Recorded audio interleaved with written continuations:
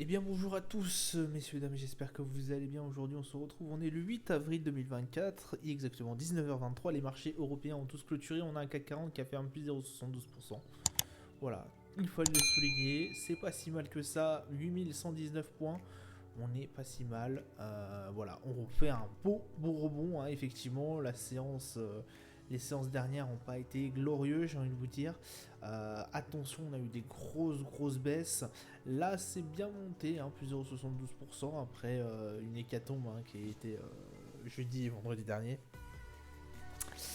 Ça fait du bien de le revoir un peu dans le vert. Alors, même si on avait remonté la pente vendredi, hein, ça a un peu. Voilà, on avait un peu besoin de ce rebond. On attend avec forte impatience les données de mercredi, forcément, qui vont être, j'ai envie de vous dire, primordiales pour la suite des événements. En tout cas, voilà, beau rebond sur Paris, Believe qui a chuté en dehors du CAC 40. Effectivement, je crois que de tête, il y a eu des soucis. Je me rappelle plus qui est-ce qui voulait le reprendre, mais qui en fait ne reprend plus Believe. Enfin, ça a été en tout cas une séance aussi un peu calme. Très peu d'échanges. On attend forcément ce qui va se passer mercredi. Et donc voilà. L'Eurostoxx qui fait un plus 0,62, DAX plus 0,79, le FTSE plus 0,41. Au niveau des marchés américains, ça se passe un peu moins bien, forcément fortement impacté par ce qui va potentiellement se peaufiner prochainement. Plus 0,06%, le Nasdaq plus 0,14%, le Nikkei 225 plus 0,91, le pétrole Brent 90,01$, le 11 d'or qui continue de monter, 2330,82$, l'euro USD 1,086$, le Bitcoin 71 535$. Grosse performance du Bitcoin aussi. Rémi Cointreau plus 5,71, Telstat plus 4,93, Air France KLM plus 4,69. Au niveau des plus fortes baisses, Bureau Veritas qui fait en moins 2,59, soit Tech moins 2,65, Believe moins 9,21. Que puis-je rajouter d'autre? Effectivement, au niveau des marchés américains, ça va pas trop fort. On a des doutes sur le fait que la Fed pourrait en juin descendre les taux d'intérêt. Et ça, franchement, c'est vrai que, mine de rien, on sait que c'est compliqué. On sait que le consensus au niveau de la Fed est partagé. On sait qu'il y a des données qui pencheraient sur le fait qu'effectivement ça serait peut-être le moment en fait de descendre les taux, malgré que le fait que ça soit quand même un peu trop optimiste, puisque on a une inflation qui s'est quand même un peu relancée, hein. Mais on reste quand même sur des données qui restent assez bonnes. C'est un dilemme que la Fed va devoir trancher, et va devoir trancher mercredi. En tout cas, on aura la minute de la minute de les comptes rendus en fait. Alors on dit la minute du FOMC et la minute de la Fed, mais c'est le compte rendu en fait de la dernière réunion qui s'est passée au niveau de la Fed. Mais le gros souci, c'est que on sent pas trop l'envie, mine de rien, d'avoir des comment vous dire, d'avoir une baisse de taux. On sent pas trop engagé. Jérôme Powell qui était très engagé fin de l'année dernière et qui nous prédisait voilà une descente des taux en mars. Et bah écoutez, ça s'est largement atténué. Pour l'instant, on en marche toujours rien.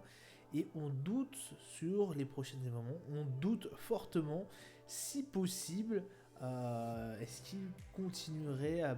Enfin, est-ce qu'il pourrait baisser les taux au mois de juin? Et sinon, quand? Et ça fait un peu paniquer les marchés. Donc c'est pour ça que notamment au niveau des indices américains, c'est pas trop ça. C'est pas trop la grosse forme. Donc on attend un peu les résultats qui vont être donnés mercredi sur l'inflation. Et on verra par la suite. Mais pour l'instant, voilà, les marchés restent très prudents et surtout les marchés US. Calendrier d'annonce économique, on a eu la balance commerciale qu'il fallait souligner au niveau de l'euro, au niveau de l'Allemagne, pardon, moins bonne que ce qu'on attendait. Ça n'a pas énormément impacté les marchés. On aura mardi la confiance des consommateurs au niveau du Japon, mais aussi au niveau de l'Australie, celui des entreprises et des consos. Et bien évidemment, mercredi, voilà, grosse journée, je voulais l'afficher quand même. Très très grosse journée à 14h30, juste avant l'ouverture des marchés. On va se diriger maintenant vers nos graphiques. Nos graphiques, le CAC 40 qui, après avoir touché les 8050 points, a rebondi dessus et a réussi à atteindre les 8120 et quelques. On a même dépassé pendant un moment, on a même touché pratiquement les 8150. Bon, voilà, rebond qu'il fallait se faire. On avait quitté les 8200 la semaine dernière. On avait fait une très grosse baisse jeudi dernier. S'en est suivi aussi au niveau des marchés US. Voilà, sur la potentielle possibilité qu'il n'y ait pas de baisse de taux au niveau de juin. Il y a eu une hypothèse aussi que si ce n'était pas en juin, ça ne serait pas avant 2025. Et ça a énormément refroidi les marchés aussi. 55 au niveau du RSI, le MACD qui commence à perdre sa tendance baissière. On n'a pas eu beaucoup de volume, je crois qu'on a eu moins de 2 milliards aujourd'hui. Donc ça reste un lundi, ça reste assez frileux, comme d'habitude j'ai envie de vous dire. Au niveau du Brent, on a stoppé l'ascension hier vendredi. Voilà, on voit que ça cale au niveau des 91 $. On a essayé de redescendre en dessous des 90. Une mèche bien importante pour la baisse.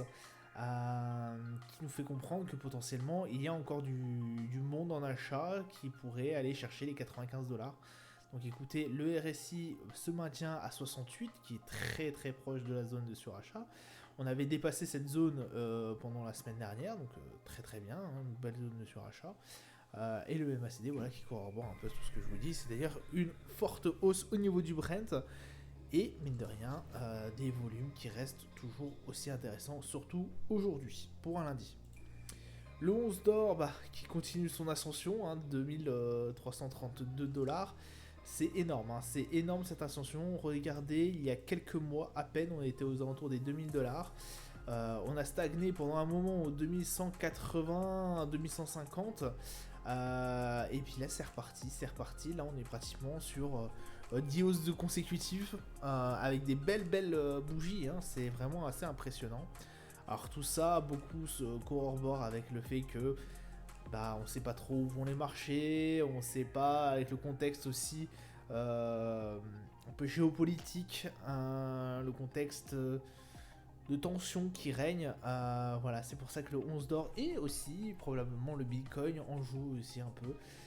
En tout cas, le MACD qui a clairement choisi sa tendance et le RSI qui est, écoutez, à plus de 83, donc un énorme RSI. Ça continue encore. Le S&P qui lui pour l'instant cale au niveau des 5209. Rien d'autre à dire, 5261. Bon, et la zone de résistance. Voilà, on cale un peu dessus. On est sur la ligne de la moyenne mobile. On est sur la moyenne mobile période 20. Donc écoutez, pour l'instant, ça cale un peu dessus. À voir forcément ce qui va se passer durant les prochains jours. On le voit bien, RSI à 56, le MACD en tendance haussière. Le Nasdaq, pour l'instant, qui est aussi en toute petite forme. Alors, on a eu un gap aussi par rapport à la séance de vendredi. Ça reste tout de même correct. 8810, 18000, je vais y arriver. 18116 points. Le RSI à 51, voilà. Le MACD, qui a clairement perdu sa tendance haussière. On voit bien qu'on cale à ce niveau-là et qu'on fait le yo-yo vraiment sur ses limites. Donc on fait plus ou moins attention pour l'instant. Ça va probablement soit repartir à la hausse, soit potentiellement, hélas, baisser. Le Dow Jones qui pour l'instant, écoutez, finit sa journée à 30 940, voilà, petite journée. Alors petite journée, on n'est pas encore fini, mais pour l'instant, écoutez, ça ne bouge pas énormément. On a énormément baissé ces derniers jours. Là, ça fait une belle séance baissière. On attendra plus tard pour voir si ça va encore repartir à la baisse. Mais en tout cas, aujourd'hui, petite séance, pas énormément de mouvement. On a repris un peu du poil de la bête vendredi, mais vraiment cela n'effacera pas les énormes baisses qu'on a eues la semaine dernière. Voilà. Je vous laisse là-dessus, je vous souhaite une agréable journée, une bonne soirée à vous, et je vous dis à plus tard. Ciao ciao.